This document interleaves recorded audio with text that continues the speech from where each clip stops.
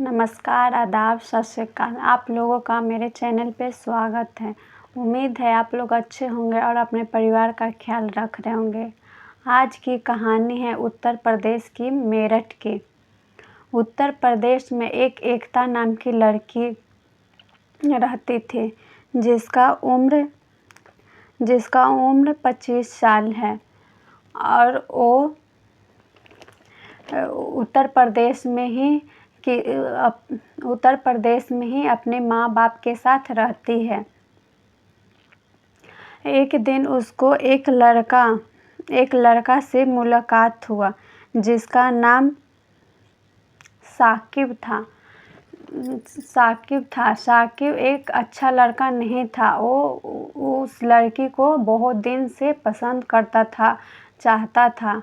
एकता एक सुंदर लड़की थी, देखने में सुंदर, सुशील और पढ़ी लिखी लड़की थी। साकिब अपना पहचान उस लड़की से छुपा रहा था। उसका दरअसल नाम कुछ और था, पर लड़की को साकिब बताता है और एकता उसके प्यार के जाल में फंस जाती है।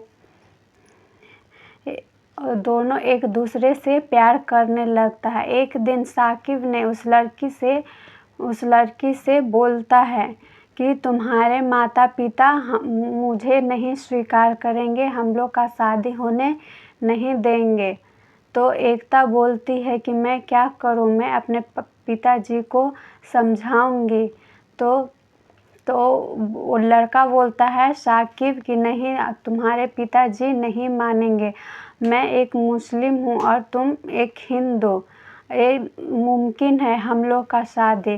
तुम ऐसा करो कि अपने घर से जितने भी जेवर पैसे हो वो लेकर आओ, हम लोग कहीं दूर जाके रहेंगे, अपना ज़िंदगी बिताएंगे, शादी कर लेंगे और उधर ही रहेंगे दूर जाकर। एकता मान जाती है उस साकिब के बात को और अगले ही दिन अपने घर से जितना भी जेवर रहता है और पैसा रहता है वो लेकर आ जाती है और दोनों स्टेशन पर मिलते हैं और यूपी में ही मेरठ के दौराला पहुंच जाते हैं, जो कि एक कस्बा है। करीब 25 लाख कीमत के गहने और नकद लेकर वह घर से फरार हो गई। अमन उसे लेकर सीधा मेरठ के दौराला पहुंचा, जो एक कस्बा था। वहां किराए पर एक कमरा लेकर दोनों करीब 1 महीने तक रहे। इसके बाद ईद के मुबारक मौके पर साकिब उसे लेकर अपने घर गया, जहां एकता को उसका असलियत पता चलता है कि उसका नाम साकिब नहीं बल्कि अमन है। ये मुस्लिम नहीं बल्कि हिंदू ही है। एकता को बहुत बड़ा झटका लगता है। अमन का भांडा फूटते ही एकता को बड़ा झटका लगता है। ईद के दिन दोनों में दिन भर झगड़ा ही होते रहता है। साकिब अब समझ गया कि अब इसे रास्ते से हटाने का समय आ गया है। लड़की को हटाने के बारे में सोचने लगा, प्लान बनाने लगा। बिना उसे रास्ते से हटाए 25 लाख के गहने उसके नहीं होंगे और उसका लव जिहाद का मकसद भी पूरा नहीं होगा। कहीं लड़की भाग गई तो भांडा फूट जाएगा और 25 लाख का भी घाटा हो जाएगा। लड़का ये सब साकिब सोचते रहता है और ईद वाला दिन ही वो लड़की एकता को मारने का प्लान बना लेता है। उसकी हत्या की योजना बनाता ही है। ईद की रात उसने एकता को कोल्ड ड्रिंक में नशीली दवा पिलाकर बेहोश कर देता है। इसके बाद उसकी बेहोशी के हालत में उसे एक खेत में ले जाता है और अपने कुछ दोस्तों को भी वहां बुलाता है और अपने परिवार वालों परिवार वाले के साथ मिलकर उस लड़की को उस खेत में ले जाता है और उसको नंगा करके, बेहोशी के हालत में ही उसको नंगा करके और उसके मूड़ी काट देता है और उसका दोनों हाथ भी काट देता है। हाथ इसलिए काट देता है कि वो एकता नाम की लड़की अपने एक हाथ पर अपना नाम और दूसरे हाथ पर अपने प्रेमी साकिब का नाम लिखवाई हुई थी, जिसका नाम साकिब ना होके अमन था। इसीलिए मूड़ी भी काट देता है कि पुलिस की पहचान में नहीं आए।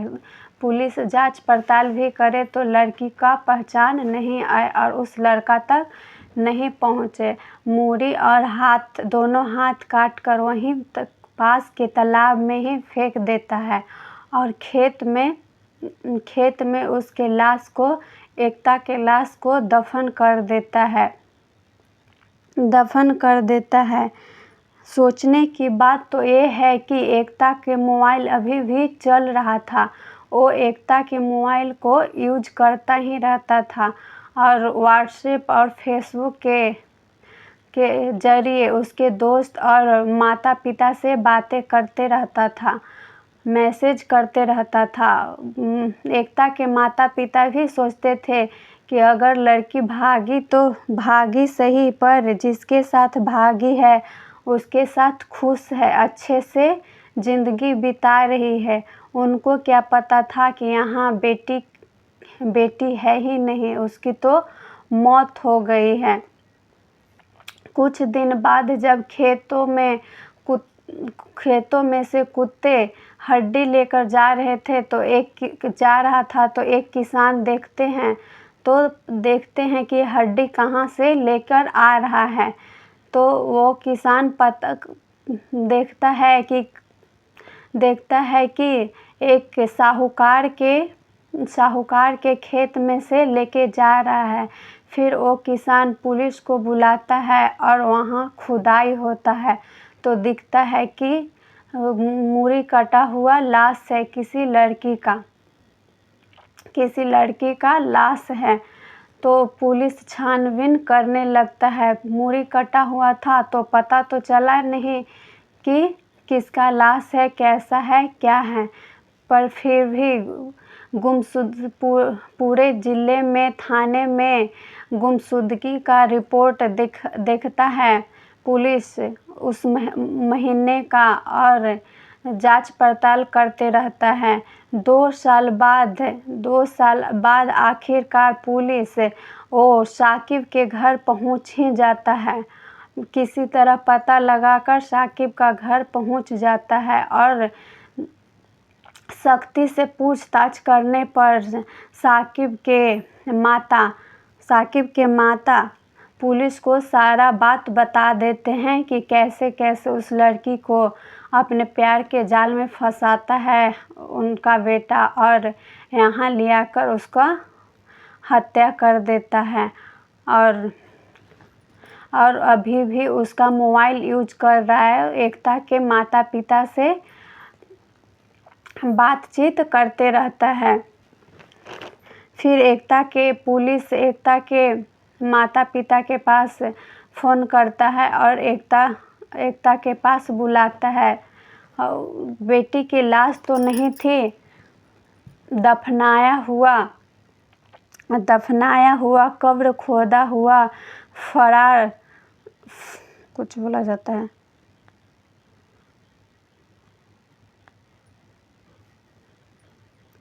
साकिब एकता का मोबाइल ऑपरेट करता रहा।